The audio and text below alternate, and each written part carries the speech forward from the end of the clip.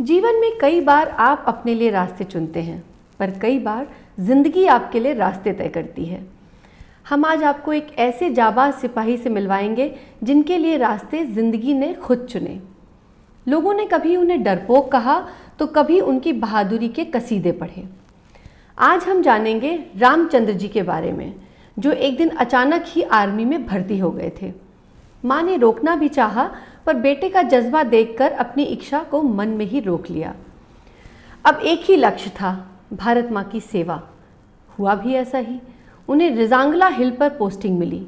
सामने थी बड़ी चीनी सेना, मॉडर्न वेपन्स के साथ, लेकिन इस तरफ थे देश प्रेमी जिन्होंने लड़ने का फैसला किया था। इस लड़ाई में उनके सारे साथी मारे गए थे, पर इस युद्ध में याद रखने वाली बात यह है कि मात्र 124 भारतीय सिपाहियों ने 3000 चीनी सैनिकों को मार भगाया था और उन्हें 1 इंच भी अपनी धरती का हिस्सा नहीं लेने दिया था। आइए उन्हीं से जानते हैं उनके जीवन के बारे में।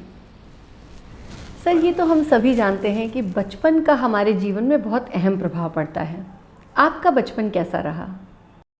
हमारे पिताजी खेतीबाड़ी सीमित थी, ऊँट रखते थे और ऊँट से ही खेतीबाड़ी करते थे। माँ ने बड़ी मेहनत करके और हमें दूध और घी, यही खुराक थी पहले। रोटी बहुत कम देती थी माँ, बोलती दूध पियो। आपका आर्मी में आना कैसे हुआ? मैं फुटबॉल खेल रहा था, उसी दौरान में क्या हुआ कि वहाँ भर्ती हो रही थी फौज की, और रैंक ड्यूटी ऑफिसर बैठा था। भर्ती निमटा करके वो देख रहा था ग्राउंड के अंदर कि बच्चे कैसे खेल रहे हैं। उस टाइम पर जब हम कमरे में जाने लगे तो उन्होंने मेरे को इशारा किया कि बेटे इधर आओ, क्या तुम भर्ती होना चाहता है? मैंने कहा साहब चाहता हूँ मैं। अच्छा ऐसा करो, कल आप कुतीना आ जाओ। छाती नापी, हाइट नापी, तो नापने वाला बोला साहब थोड़ा सा मामूली सी कम। बोलो ठीक है, हो जाएगा, कोई बात नहीं, आप इसको सैंक्शन करो। आपके आर्मी में भर्ती होने की बात जब घर पे पता चली तो सबका कैसा रिएक्शन था? मेरा भाई छुट्टी आया हुआ था, वो बोले कहाँ गया थे तू, सब स्कूल से आ गए, तू नहीं आया। मैं बोला भाई मैं तो भर्ती हो गया। भर्ती हो गया? कहाँ भर्ती? मैं कुतीना में भर्ती हो गया। मैं चला यहाँ आ गया, घर आया। माँ बोली बेटा तेने क्या किया? मैंने कहा माँ समय बलवान होता है, जाने दे मुझे, मत रो। अब माँ की तो हालत अलग होती है। मैं बोला माँ तू अगर रोएगी ना तो मेरा कलेजा हिलेगा तो नहीं, लेकिन रास्ते में मुझे याद आएगी, इसलिए तू आंसू मत निकाल। बोल ठीक है बेटा, पुचकार के भेज दिया, रानीखेत पहुँच गया। सिपाही बनने के बाद आपकी फीलिंग्स कैसी थी? मैं साहब सिपाही बन के, और जब मेरे को गंगा जल हाथ में धरा और कसम दिलाई, उसी दिन मेरे को एक ही चीज़ याद रही कि जननी माँ और जन्मभूमि, उसकी कसम खा के बटालियन में मैं पहुंच गया। 1 महीना ट्रेनिंग करने के बाद मैं पलटन ग्राउंड में आ गए, अपने बारगू में आ गई। खेल चल रहा था हमारा, और इस खेल के बाद ही खेल में एक ऐसा आदेश आया कि पलटन लद्दाख जाए। रात भर गाड़ियाँ चल रही, तो बर्फ़ जब जोजिला के नज़दीक पहुँचे तो बर्फ़ गिरना शुरू हो गई, और बर्फ़ इस हालत से गिर रही कि गाड़ियों को दिखाई नहीं दे रहा आगे। और सवेरे फिर गाड़ियाँ चलती 2:30 बजे लेके अंदर हम पहुँच गए। अब सर्दी ऐसी कि कम्बल के अंदर तो वो सर्दी ना रुके। अब आदेश ऐसा भी होगा कि भाई तो जवान सो जाओ, 4-4, 6-6 कम्बल ले लो। अब खाना के लिए दाल को 10 घंटा हो गया, लेकिन दाल पक नहीं रही, आलू की सब्जी बन नहीं रही, चाय को उबालते उबालते परेशान हो रहे, वो उबल नहीं रही। बहुत कठिन और बहुत हालत जवानों की नाजुक होने की कगार पर आ गई। अब टट्टी पेशाब के लिए भी, पानी के लिए आप बोतल भर के ले जाओ, वहाँ तक ही ठंडा हो जाएगा जहाँ लेट्रिन बना रखी। हम कहे कहाँ लेके आ गए हमको, ये तो बड़ा मुश्किल हो गया। मैंने कहा 15 दिन तक हम पहाड़ियों पर चढ़ते रहे, उतरते रहे, कभी बर्फ़ गिरती रही, कभी बिना बर्फ़, हम रहे 15 दिन तक। फिर लेह से रिजांगला कैसे जाना हुआ? जब रोल कॉल हुआ तो आदेश आया 9:30 बजे पूरी पलटन चसूल के लिए रवाना हो जाए। बैठने से पहले हमारे पास कुछ सनों का सामान आ चुका, शरीर को बचाने के लिए तो बिल्कुल भी नहीं था सब। वही ठंडा बूट, वही पतलून ट्राउज़र, जो वही शर्ट, वही एआई की जर्सी, सर पर एक एआई की टोपी जो गर्म होती है, बस बैठ गए। रात भर चले। अब चांगला के पास जब पहुँचे हैं तो गाड़ियाँ, चैन तो ज़रूर लग रहा थी, लेकिन गाड़ियाँ जो स्लिप का बहुत ही डर हो रहा है।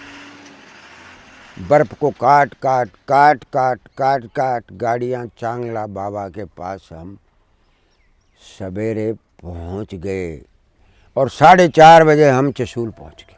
सर, पहली बार चुशुल देखकर आपको कैसा लगा? चसूल देखा तो बहुत दिल खुश हो गया। कितना बढ़िया एयर फील्ड वहाँ पर, बारगे जहाज़ उतर रहे हैं, चढ़ रहे हैं। हमने कहा यार ये तो बहुत अच्छा इलाका आ गया। हमें क्या पता है कि अब आगे भी जाना है, लेकिन हमें आदेश मिला कि भाई चार्ली कंपनी के लिए घोड़े तैयार हैं और रजांगला पोस्ट पे जाएगी। अब जब वो पहाड़ी पर चढ़ना शुरू हुआ तो 10 कदम जवान चले और शासन आओ फिर खड़ा हो जाए या बैठ जाए। अब आप देखिए साहब, 3.5 किलोमीटर चलने के लिए 4.5 घंटे लग गए। इतने डिफ़िकल्ट वेदर कंडीशन में आप लोगों की क्या स्ट्रैटेजी थी सर? सबसे पहले 9 प्लाटून को सेट किया, वो आगे लगी। उसके बाद में 8 को उसी जगह जहाँ के आईटीबी के जवान थे, और 7 को ले गया रजांगला हिल के नीचे जो 18,300 की हाइट है उसके पास, बीच में कंपनी हेडक्वार्टर। 1 हफ्ता बाद में मेजर साहब पहुँच गया। कंपनी में फॉरवर्ड में मेजर साहब होना बहुत ज़रूरी है साहब, क्योंकि जो कंपनी फाइटिंग कंपनी है उनमें मेजर साहब कमांड करते हैं। मेजर शैतान सिंह साहब पहुँच गए। चाइना ने आप पर कब अटैक किया? दुश्मन से कांटेक्ट करने के लिए दिन में हमारा ओपी जाता था, और वो ओपी सवेरे 5 बजे ही जाके बैठ जाता था। पूरा दिन भर की खबर लेकर के वो हमारे पास आता था, और उस खबर को हम बटालियन हेडक्वार्टर में टेलीफोन के थ्रू पास करते थे। 17 तारीख को जो हमारा ओपी आया है शाम को अंधेरा होने के बाद में, उसने हमें स्टिप दिया कि साहब 14 गाड़ी में तो जवान है, 7 गाड़ियों के पीछे गन लगी हुई है, 2 टैंक, ये नफरी गैप में गई। बोलो कैसे? हमारे सामने जो गैप था, ऐसे गैप था, इधर गैप था, इधर ये रिज थी, इधर रजांगला था, टॉप पे हम थे। एलपी लगाते थे हम 500 गज आगे। 7 प्लाटून लगाती थी, 9 प्लाटून लगाती थी, 8 प्लाटून लगाती थी, जो हमारे पोजीशन से करीब 500 गज आगे। 1 लाइट मशीन गन, 3 जवान, 1 कमांडर। जब रात के 3:45 का टाइम था तो 8 प्लाटून के जो गैप था उसमें जो एलपी लगी हुई थी, उस पोजीशन से एक लंबा ब्रस्ट फायर आया। 28 गोली, एक साथ 28 गोली फायर हुआ। 28 गोलियों का जो फायर था, पूरा पहाड़ गूंज गया। पूरा एलपी को विड्रॉल किया, पोजीशन में बुलाया हरिराम जमादार ने, अब तो नायब सूबेदार बोलते हैं, और मेरे को मैसेज दिया कि ऐसे ऐसे दुश्मन से कांटेक्ट हो गया। मैंने कहा साहब दुश्मन से कांटेक्ट हो गया, इन्होंने मारा है 4 बुरस्ट, और नफरी थी वहाँ करीब 20-25 की उनकी, 10-12 वहाँ ख़त्म हो गए, बाकी वापस भाग गए। हमारे जवान अपने पोजीशन में आ गए। हमको ये भरोसा हो गया था कि बस हम विजय हो गए, लेकिन ठीक 7:30 बजे पीछे जब हमारे रिज पर देखा, हम रिज से थोड़ा आगे थे, रिज पे देखा तो 700 की नफरी में घोड़ा, याक और जवान दिखाई दी। हमने कहा ये शायद हो सकता है कि alpha company brigade battalion headquarter में रिजर्व थी, वो हमारी मदद के लिए आगे हो। लेकिन जब हमने बाइनोकुलर से देखा तो बोला ये तो रामचंद्र दुश्मन है, पीछे से हमला है। लेकिन आप मत घबराइए, यहाँ सूरजाराम साहब है और जो मैंने वादा किया है कि दुश्मन को पोस्ट पर नहीं चढ़ने दूंगा, वही मैं निभाऊंगा। हम बात कर ही रहे थे कि मेरे साहब ने मेरे को फ़ोन दिया कि ले रामचंद्र, बोला टेलीफोन से बात कर, हेडक्वार्टर को मिला। तो जब मैंने टेलीफोन की लाइन घुमाई तो वो खाली रिंग गया। मैंने कहा जी लाइन तो ख़राब है, बिल्कुल रिंग नहीं जा रहा है। तो मैंने कहा साहब अब चेक, बोलो अब तो चेक भी नहीं हो सकती रामचंद्र, लड़ाई शुरू हो गई, अब चेक नहीं हो सकती। जो ही बम्बारमेंट फिर आया है और मेजर का पैर यहाँ से उड़ गया। मैं साहब उठ के, मैं बोला साहब उठना नहीं है इस रिज से, पैर आ रहा है, हमारे सर के ऊपर से जा रहे हैं पैर। लेकिन उसमें जोश बहुत ज़्यादा था, उठा और उठ करके और बोला रामचंद्र, जिसने इस जवान को मारा है बीएमजी वाले ने, जब तक इसको नहीं मार दूंगा सब्र नहीं आएगा, राइफल दे मेरे। पहली गोली के अंदर ही जो मीडियम मशीन गन का चाइनीज था ढेर हो, और ढेर होते के साथ में साहब खड़ा हुआ है, और खड़े होते के साथ ही बताने के लिए खड़ा हुआ है कि आगे बढ़ो। उसी टाइम दूसरी बीएमजी का ब्रस्ट आया जो कि मेरे साहब के यहाँ लगा और उसकी गोली भी अंदर चली। मैं सब बेहोश हो गया, 1 मिनट में ही होश आया। बोला रामचंद्र मेरा पेट में बहुत ज़्यादा दर्द है। बोलो कैसे? मेरा बेल्ट खोल दे। मैं समझ गया था कि नाजुक हालत है। मैंने हाथ दिया तो देखा तो मेरे साहब की आंतें जो है आधी बेल्ट से नीचे रहा, आधी ऊपर। बोला रामचंद्र, मैंने कहा आप चले जाओ बटालियन हेडक्वार्टर और कमांडर साहब को बताओ जाकर कि कंपनी लड़ती लड़ती शहीद हो गई। बोलो मुझे यहीं कंपनी के साथ ही शहीद होना है, तू मुझे छोड़ दे और तू जाकर के बटालियन हेडक्वार्टर में सीओ साहब को खबर दे दे, नहीं तो ये कहेंगे कि कंपनी सुत्ती कट गई। मेरे ऊपर के फायर जा रहे, बम्बारमेंट हो रहा। लेकिन मैंने उस चीज़ की परवाह नहीं की और उस बड़ा पत्थर के पास बहुत ज़्यादा बर्फ़ थी, वहाँ लिटा के देखा कि मैंने कहा मेरे साहब जिंदा है क्या है। जब मैंने वहाँ देखा और देखने से मैंने कहा मेरे साहब तो ख़त्म हो चुका। टाइम था 8:15 का। मैं साहब को लिटाया है, हैंड ग्लोव निकाल के साइड में रखा है, उसका कवर मुँह पे डाला है और बर्फ़ से ढक दिया। सोचने लगा कि क्या करूं, अब आगे क्या करूं, मैं साहब को कैसे ले जाऊं। 3.5 किलोमीटर नीचे चलना है। मैं वहाँ जाकर खड़ा हुआ, मैंने कहा तो सब कुछ जल रहा है, टेलीफोन भी नहीं है, बात करूं तो कैसे करूं। इतनी देर में जीप आई, जीप ने देखा जवान है, वो जीप मेरे पास सीधी आई। से आने के बाद मैं बोला भाई एक काम करो, और मेरा भाइयों मेरे साथ थोड़ी दूर चलो, मेरे साहब है, उसको नीचे ले आते। मेरे साहब ख़त्म हो गया। ब्रिगेड हेडक्वार्टर के लिए गाड़ी चल दी। चलते चलते ही पूछा रामचंद्र क्या हाल है। मैंने कहा साहब कंपनी शहीद होगी पूरी, मैं एक जख्मी हूँ, मामूली जख्मी हूँ, बाकी कंपनी शहीद होगी साहब। अभी के हिसाब से पूरी कंपनी शहीद हो गई साहब। और कंपनी ने दिल भर के, दिल खोल के दुश्मन को जवाब दिया है। सिंहराम ने चाइनीज़ को पकड़ करके दोनों को आपस में सिर से पैसे फोड़ा, फिर उठा के पत्थर के मारा, वो भी मैं देख रहा हूँ। और दुश्मन की भारी कैजुअल्टी हुई है। मैं कमांड पोस्ट पे था, मैं देख रहा था 1300 से नीचे नफरी नहीं है दुश्मन की मरने की। 1300 समझ लीजिए। शहीदों के परिवारों तक उनकी खबर कैसे पहुंची? खते तो जवानों के आ रहे थे, रोज पढ़ रहे थे, तो क्लर्कों को लगा रखा था कि भाई मिसिंग मिसिंग मिसिंग मिसिंग। कहीं को ये नहीं बताया कि भाई जवान ख़त्म हो गया।